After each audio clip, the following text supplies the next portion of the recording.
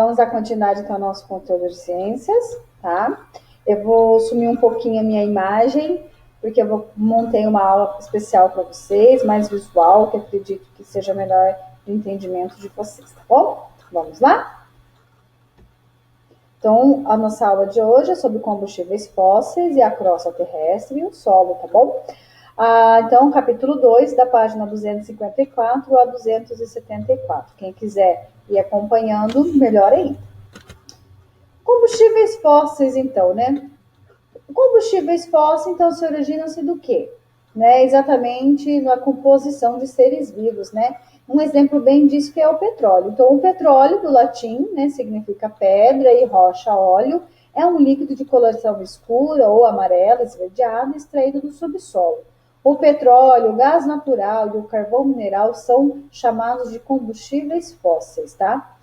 Os combustíveis fósseis originam-se exatamente por meio de decomposição lenta dos seres vivos, animais e vegetais, ao longo de milhares ou milhões de anos, submetidas à ação de bactérias, pressão, calor e preservando o oxigênio. Então, o combustível fóssil ele é muito demorado. Por isso que é chamado então de uma alternativa não renovável, né? Porque demora muito para ele ser feito.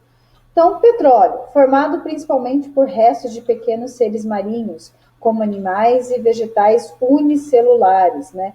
Como o petróleo, pode haver o gás natural. Então, geralmente, junto com o petróleo, nós temos o gás natural, que se origina da degradação de matéria orgânica no interior da crosta terrestre e que se acumulam em rochas porosas no subsolo.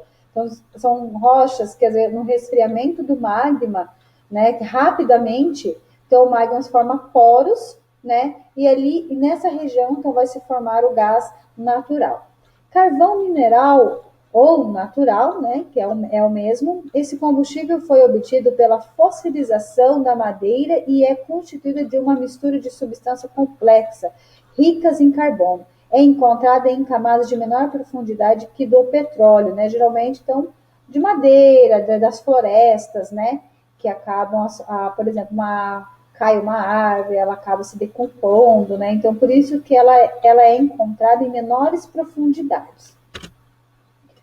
Processo de fossilização, né? Como que ocorre isso, né? Então, os animais morrem e depois como que ocorre isso? Então, o processo de fossilização consiste na forma como os organismos se tornam fósseis, né? Por exemplo, olha aqui, nesse primeiro slide aqui, ó, nessa imagem, pessoal, ó, que um peixinho morreu, né? Então, aqui ocorreu através do intemperismo, lembra que é o vento, a água, né? Vai empurrando pequenas partículas de solo e ela vai fixando em cima. E depois, com o passar do tempo, então esse animaizinho ele vai se decompondo, né? E dependendo da rocha onde for feita em cima, vai ficar somente a imagem, ó, tá? Como se fosse uma imagem, né? Esse aqui é uma fossilização, pessoal. Por isso que os estudiosos, né, conseguem estudar como que era a Terra antigamente, por causa dos fósseis que eles encontram, né? Tanto de objetos que é encontrados, de animais, está aqui. Então, a exploração do petróleo não renovável, né? Ou seja, é uma matéria que não é renovável, demora milhões de anos e corre o risco de não ocorrer, tá? Então, aqui, esse esquema está na página 256 de vocês. Então, como que ocorre? Aqui está, né, uma petrolífera retirando, né, extraindo o petróleo nessa região, então, e aqui o gás natural. Então, fica entre rochas impermeáveis, vamos dizer assim, né? E em cima, então, tem o petróleo e embaixo, então, embaixo o petróleo e em cima o gás natural ali, tá? A crosta terrestre e o solo. O solo, mais do que simplesmente a camada superficial da Terra, é conceituado como substrato terrestre que contém matérias orgânicas, sendo resultante do intemperismo e da decomposição das rochas, né? Lembra que nós estudamos, então, na formação do solo, né, como que era feita através do intemperismo, e depende da rocha que ela é feita. O intemperismo é o processo de formação e desgaste das rochas e do solo, através do processo químico, físico e biológico, né? Então, esse intemperismo, ele pode ser, então, através de um processo químico, um processo físico ou biológico. O processo de formação do solo consiste em um gradativo processo em que uma rocha pré-existente a uma rocha-mãe é desgastada e convertida em fragmentos muito pequenos, chamados de sedimentos, né? Rochas sedimentares, né? Então, o solo é formado de uma rocha-mãe, que ela sofre um desgaste através do intemperismo e vai formar um novo solo, então, tá? Trata-se de um processo muito lento e gradativo. Então, olha aqui o esquema. Tem uma rocha-mãe, né?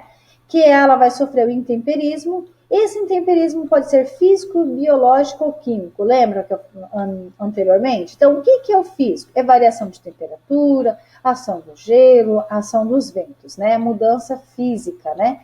Biológico pode ser por bactérias, por fungos, por líquens, né? Um ser vivo atuando ali. E químico, né? A água da chuva ali, tá? Então, eu tenho uma rocha-mãe, que não tem nada, vai sofrendo transformações, o intemperismo, a formação de fungos, né? Aí vai formando outros seres vivos, ervas e pequenos arbustos vai se formando, matagal com arbustos e assim até que se forma, né? Vamos dizer assim, um ecossistema. Características gerais do solo. Os solos diferenciam-se uns dos outros entre diversos lugares da Terra em virtude da influência do clima e suas composições.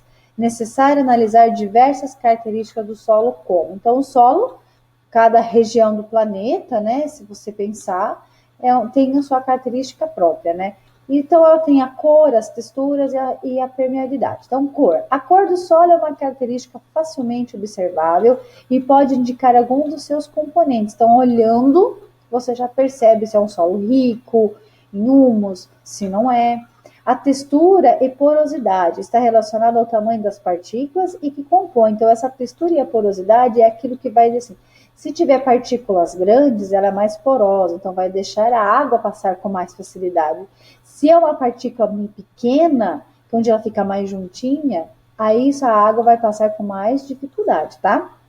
Permeabilidade está relacionada à capacidade de o solo deixar passar a água e o ar entre os seus poros, tá? Então, está diretamente ligada com as texturas e a porosidade. O solo pode ser classificado em arenoso, argiloso, humoso e calcário. Solo arenoso possui grande quantidade de areia. Esse tipo de solo é muito permeável, pois a água infiltra facilmente pelos espaços, formando entre grãos de areia. Normalmente ele é pobre em nutrientes, né? Então ele não se consegue segurar os nutrientes e nem a água. Solo argiloso é formado por grãos pequenos e compactos, sem impermeável e apresentando grande quantidade de nutrientes. Características essencial para atividades agrícolas, né? Então é ótimo, é bom para atividades agrícolas ali.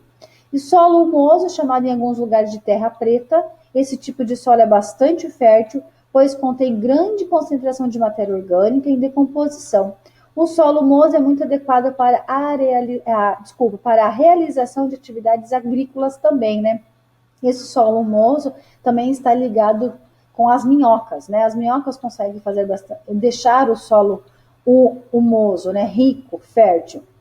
O solo calcário com pouco nutriente e grande quantidade de partículas rochosas em sua composição, o solo calcário é inadequado para o cultivo de plantas. Ele é típico da região desértica, então. Aqui está a representação, né, de solo arenoso, solo argiloso, solo do calcário e solo humoso aqui. O solo humoso nós conhecemos bem, né, pessoal? Então, desde que o homem, ele sempre utilizou o solo para tentar a seu favor, né? Então, ele sempre modificou onde ele estava para tentar utilizar o máximo possível esse solo. Pois bem, pessoal, chegamos ao fim, então, exercícios nas páginas 268 a 274, isso mesmo. Então, página 268 a 274, tá? Bons estudos, pessoal. Vou dar um tchauzinho para vocês, viu? Tchauzinho!